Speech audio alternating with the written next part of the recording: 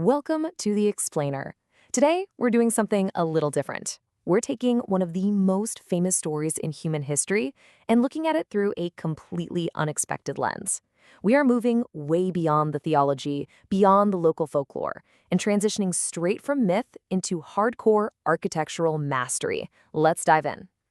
So, you might be wondering, how does a 300-year mystical sleep teach us anything about modern sustainable architecture?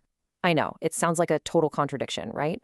We usually think of these ancient legends as just that, stories of faith, survival, and miracles. But when we actually sit down and analyze the physical spaces described in these historical texts and really dissect the structures built around them over the centuries, we uncover an absolute masterclass in spatial design and ecological engineering. It is seriously fascinating. Okay, here's our roadmap for today. First, we'll cover the Seven Sleepers legend. Second, the architectural secrets of caves. Third, building the sacred space. Fourth, 4 different Ashab-I cave sites. And finally, lessons for modern architecture. Let's kick things off with Section 1, the Seven Sleepers legend. So, picture this. The core story revolves around a group of monotheistic youths fleeing intense persecution from a pagan ruler in the 3rd century, specifically during the reign of the Roman Emperor Decius. Seeking refuge, they hide out in a cave and fall into this deep, miraculous sleep. Now, according to Islamic tradition and the Quran, this sleep lasts exactly 309 lunar years. When they finally wake up and head into the city just to buy some food, they step out into the 5th century under Emperor Theodosius, and they discover that the mighty Roman Empire has entirely embraced Christianity. It's basically the ultimate time travel narrative.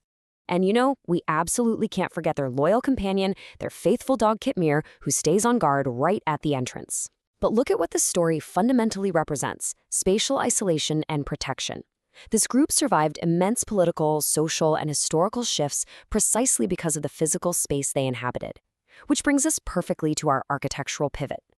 Moving right along to Section 2, Architectural Secrets of Caves.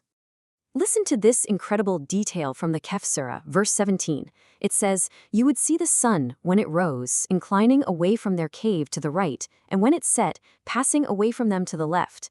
This brilliantly illustrates what architects call precise spatial orientation.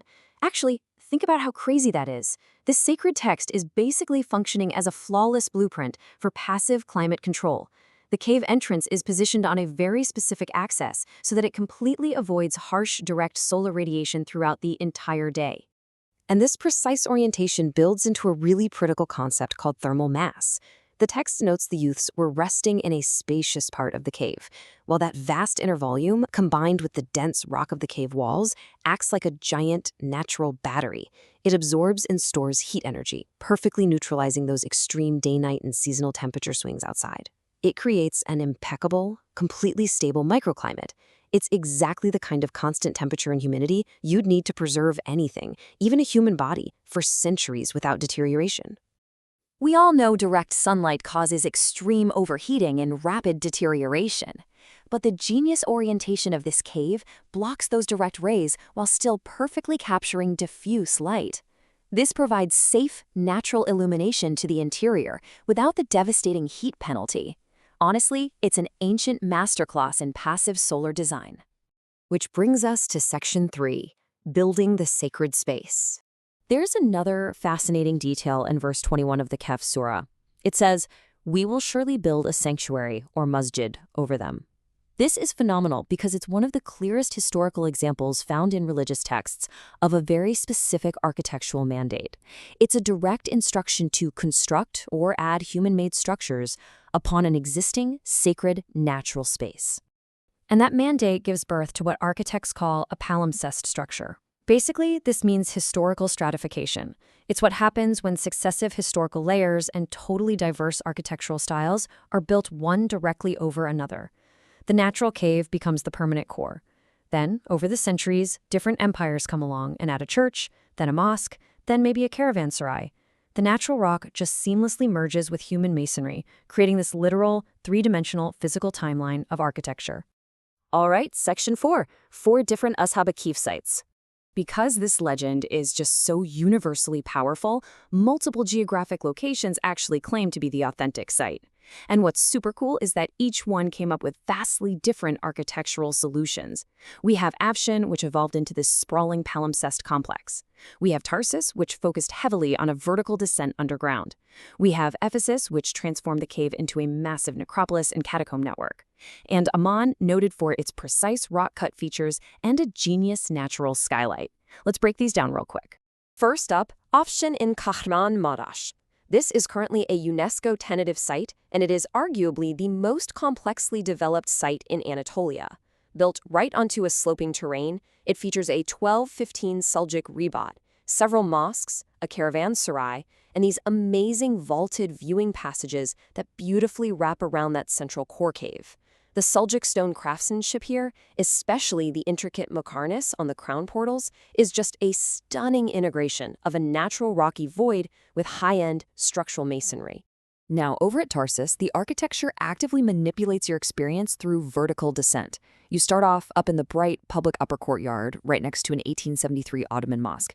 Then, you are forced to transition down 10 to 15 incredibly steep, narrow stairs until you finally arrive in the dark, deeply sacred natural cave.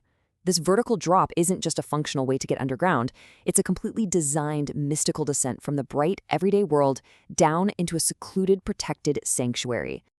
Then we've got Ephesus over in Izmir. This site took a totally different functional approach. Nestled right on the slopes of Mount Panayir, it became a massive 5th century pilgrimage and burial center.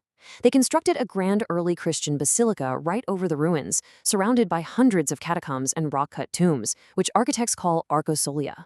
It's a textbook example of classical antiquity colliding with early Christian monumental architecture to serve massive crowds. And finally, the site in Amman, historically known as Raqam. This location is famous for perfectly matching the precise physical descriptions found in Islamic sources. It features incredible rock-cut sarcophagi inside the cave, and crucially, a natural skylight carved right into the ceiling for ventilation. That is an incredibly smart detail for natural air circulation. And above ground, you can still view the heavy stone foundations and arches of an early Umayyad or Byzantine structure built directly over the entrance. Bringing it all home with Section 5, Lessons for Modern Architecture. So, what's the big takeaway for us today? It's how these ancient sanctuaries solve the exact structural and ecological problems modern sustainable architecture is striving for right now. First, light and shadow management for passive cooling, using pure geometry and orientation to block heat but capture diffuse light. Second, historical continuity, how we can adapt, respect, and layer upon existing structures rather than just demolishing them, which is the very heart of heritage preservation. And third, brilliantly utilizing topography and underground load transfer to create stable, highly energy-efficient spaces without relying on any artificial climate control. So, I'll leave you with this. How can ancient sanctuaries hold the key to modern ecological and passive design? It turns out, a 300-year legend about a mystical sleep, survival, and isolation isn't just a myth. It's a meticulously documented, real-world case study in how to build in harmony with nature, rather than fighting against it. The sustainable solutions we are so desperately looking for today have literally been carved into these rocks for centuries. Thank you so much for joining me on this explainer. Keep looking closely at the structures around you. There's always a deeper layer to uncover.